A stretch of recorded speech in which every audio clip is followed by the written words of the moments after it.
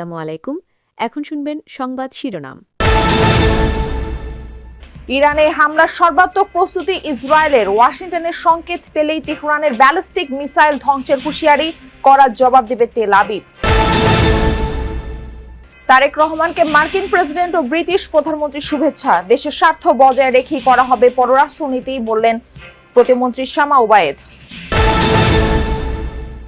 রমজানের শুরু থেকে জমজমাট বেচাকেনা বিপণী বিতানগুলোই, ঈদের কালেকশন ঘিরে আগ্রহ নারীদের, পছন্দের শীর্ষে পাকিস্তানি পোশাক।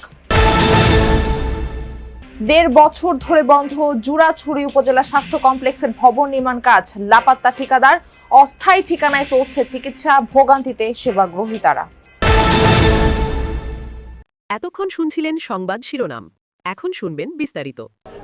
অপেক্ষা কেবল ওয়াশিংটনের সবুজ সংকেতের, তা মিললেই ইরানে হামলা চালাতে প্রস্তুত ইসরায়েল। এ খবর জানিয়েছে ইসরায়েলের সরকারি সম্প্রচার সংস্থা কান। তেল আবিবের হুমকি, মার্কিন অনুমতি এলেই তেহরানের ব্যালিস্টিক মিসাইল ধ্বংসে কাজ শুরু করবে তারা।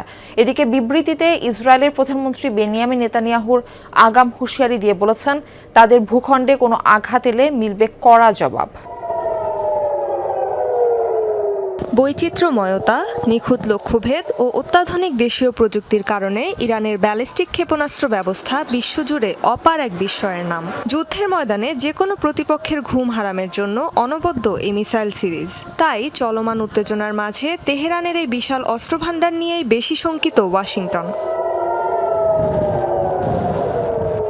তবে হুমকি শুধু মার্কিনীদের কাছ থেকে নয়, আছে তার একান্ত মিত্র ইসরায়েলের তরফেও।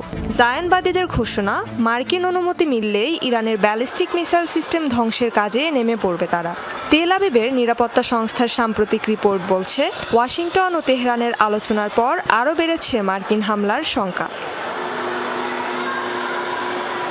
ইসরায়েলি গণমাধ্যম হারেটস জানিয়েছে, গেল মঙ্গলবার জেনেভায় দুদেশের আলোচনার পরও বেশ কিছু বিষয় অমীমাংসিত রয়ে গেছে। বিশেষ করে ইরানের ইউরেনিয়াম সমৃদ্ধিকরণ ইস্যুতে এখনও হয়নি কোনো সমঝোতা। এদিকে ইরানে আক্রমণের হুমকি ধামকি দিয়ে বেড়ালেও তেহরানের হামলার শঙ্কায় খোদ তেল আবিব। ইসরায়েলের প্রধানমন্ত্রী বেনিয়ামিন নেতানিয়াহু এক ভাষণে আগাম হুঁশিয়ারি দিয়ে বলেছেন, তাদের ওপর কোনো ধরনের হামলা এলে ভয়াবহ পরিণতি দেখবে খামেনি প্রশাসন।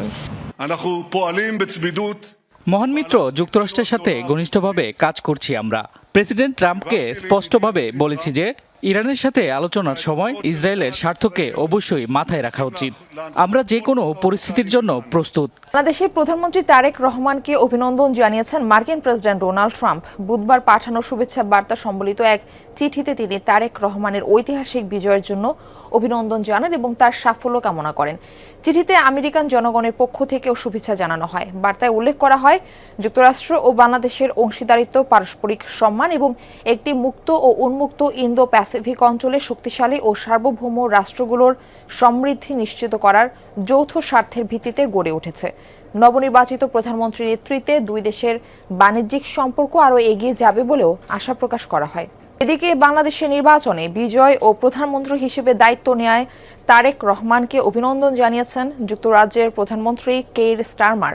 বৃহস্পতিবার অভিনন্দন বার্তাটি সামাজিক মাধ্যমে প্রকাশ করে ঢাকার ব্রিটিশ হাইকমিশন। বার্তায় দুই দেশের পারস্পরিক সম্পর্ক আরও জোরদারের প্রত্যাশার কথা বলেন তিনি। জানান, বাংলাদেশের অন্যতম বৃহৎ বিদেশি বিনিয়োগকারী হিসেবে প্রতিশ্রুতিবদ্ধ ব্রিটেন, পাশাপাশি অবৈধ অভিবাসন মোকাবেলা, জলবায়ু পরিবর্তন রোধ এবং নিরাপত্তা সহযোগিতা জোরদারে একসঙ্গে কাজ করার আগ্রহের কথাও জানান স্টারমার।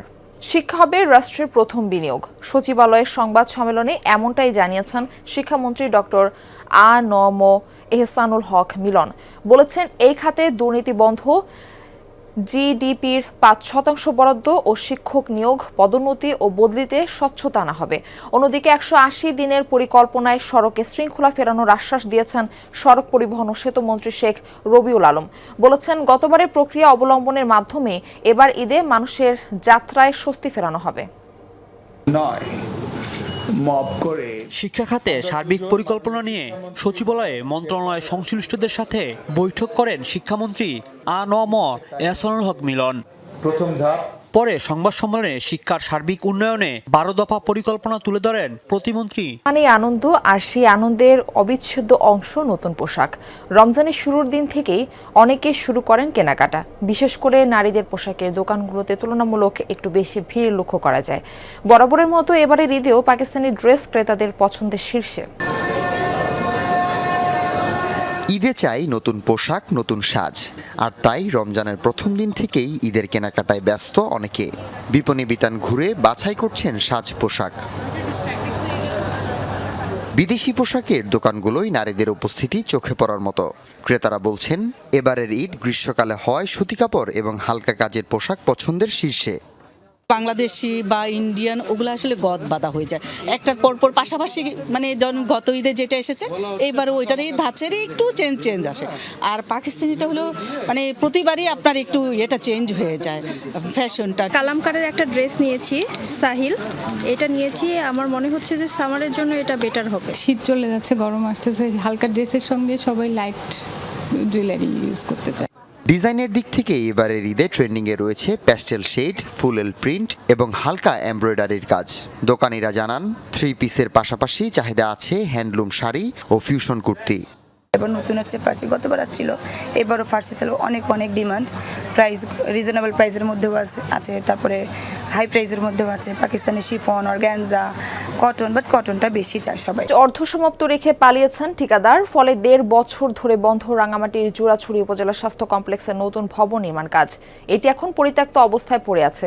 অনুপাশে টিনশেড স্থাপনায় জোড়া তালি দিয়ে চলছে চিকিৎসা সেবা কার্যক্রম। স্থানে কয়েক হাজার মানুষের ভোগান্তি চরমে। দুর্গম পাহাড়ি উপজেলা জোড়াইছড়ি, কয়েক হাজার মানুষের একমাত্র ভরসা উপজেলা স্বাস্থ্য কমপ্লেক্স। কিন্তু সেটি এখন নানা সংকটে জর্জরিত। হাসপাতালে নেই পর্যাপ্ত শয্যা। অনেক রোগীকেই সেবা না দিয়ে ফিরিয়ে দেয়া হয়। বেশি ভোগান্তিতে পড়েছেন নারী ও শিশু রোগীরা। অনেক সময় একজন ডক্টর থাকেন, উনি চিকিৎসা করান, উনি সবকিছু দেখাশোনা করেন, যার কারণে ওনার কাছে একজনের পক্ষে এতগুলো রোগী দেখা পসিবলটা হয় না। অ্যাভেলেবল বেড না থাকায় পেশেন্টটার ধরুন ভর্তি অনেক সময় হয়ে যায়, কষ্ট হয়ে যায়, ভর্তি দিতে পারি না। প্রায় বোদার এরিয়া থেকে এখানে চিকিৎসা নিতে আসে, কিন্তু আমরা পর্যাপ্তভাবে এখানে চিকিৎসা পাচ্ছি না। নার্সদের জন্য নেই কোনো স্টাফ কোয়ার্টার। কেউ ঝুঁকিপূর্ণ ভবনে অবস্থান করছেন, আবার কেউ দূর দূরান্ত থেকে আসা যাওয়া করেন। ফলে ব্যাহত হচ্ছে জরুরি চিকিৎসা সেবা। কিন্তু আমাদের বাসস্থানের সমস্যা হচ্ছে। একটা বাসস্থানের ব্যবস্থা থাকলে এগুলো আমাদের জন্য মানে মেন্টালি বা সবকিছুতে আমাদের জন্য একটু সুবিধা হতো কাজ করার ক্ষেত্রে। সাপ থেকে শুরু করে বিভিন্ন দেখা যায় এখানে আসলে এখানে একটা বাসস্থান থেকে শুরু করে এখানে স্টাফদের থাকার এই সমস্যাগুলো রয়েছে। এই সমস্যাগুলোর কারণে আসলে এখানে